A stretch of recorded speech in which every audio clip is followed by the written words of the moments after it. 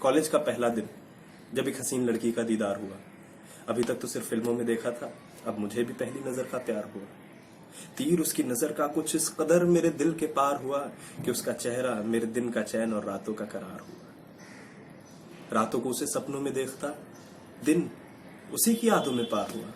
उसकी हंसी की खिलखिलाहट तो मेरे लिए संसार हुआ। दोस्तों से अलग खुद से जुदा सा रहने लगा मैं, मेरा चेहरा अब तो खुला अखबार हुआ। एक दिन कैंटीन में देखा उसे अकेले, फिर हिम्मत करके अपने प्यार का इजहार हुआ। उसने भी शर्मा के निगाहें झुका के कहा कि जाने अनजाने में ही सही, हमें भी आपसे प्यार हुआ। फिर तो मेरी खुशी का ठिकाना न था, मेरे कदमों में मानो सारा संसार हुआ। पर खुदा को भी मेरी ये खुशी बर्दाश्त ना हुई, जो उसने ऐसा खेल खेला कि यही प्यार मेरे लिए जी का जंजार हुआ। कैसे? होने लगी बातें उससे रात दिन फोन पे, रिचार्ज कराने के चक्कर में सैकड़ों का उधार हुआ। पढ़ाई लिखाई सब चौपट हो गई और करियर का भी बंटाधार हुआ। धीरे धीरे बात पूरे कॉलेज में फैली, दोस्तों ने मजाक बनाया, टीचर्स के भी आगे मैं शर्मसार हुआ।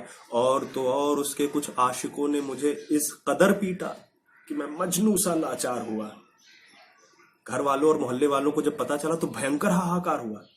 पिताजी ने गुस्से में कहा कि इसने तो नाक कटा दी, पर शायद मेरी मम्मी को मेरी परेशानी का एहसास हुआ। उन्होंने कहा कि इससे पहले बात और बिगड़ जाए, इसकी शादी करा दीजिए। पापा भी मान गए और फिर मैं दूल्हा बनने को तैयार हुआ। मम्मी पापा जब लड़की देखने गए, उसको देखने गए, तो उनका कलेजा तार तार हुआ।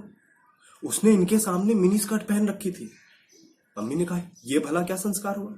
पर फिर भी एक लौते लड़के की जिंदगी का जो सवाल था, सो मेरी शादी का बिल घर के संसद में पार हुआ। शादी के बाद सुहाग रात को मैंने सोचा कि जी भर कर निहार लूं अपने चांद के टुकड़े को, पर शायद वो थकी हुई थी। भाई शादी ब्याह में काम वगैरह काफी ज्यादा होता है कि शादी के बाद सुहाग रात को मैंने सोचा कि जी भर के निहार लूं अपने चांद के टुकड़े को, पर शायद वो थकी हुई थी। कहा कि जानू पैर दबा दो। और शादी की पहली रात से ही मैं जोरू का गुलाम हुआ। उसके बाद तो ये आलम था कि दिन ऑफिस में और रात खाना बनाने में कटे। संडे तो सारा बर्तन मांजने और कपड़े धुलने में पार हुआ।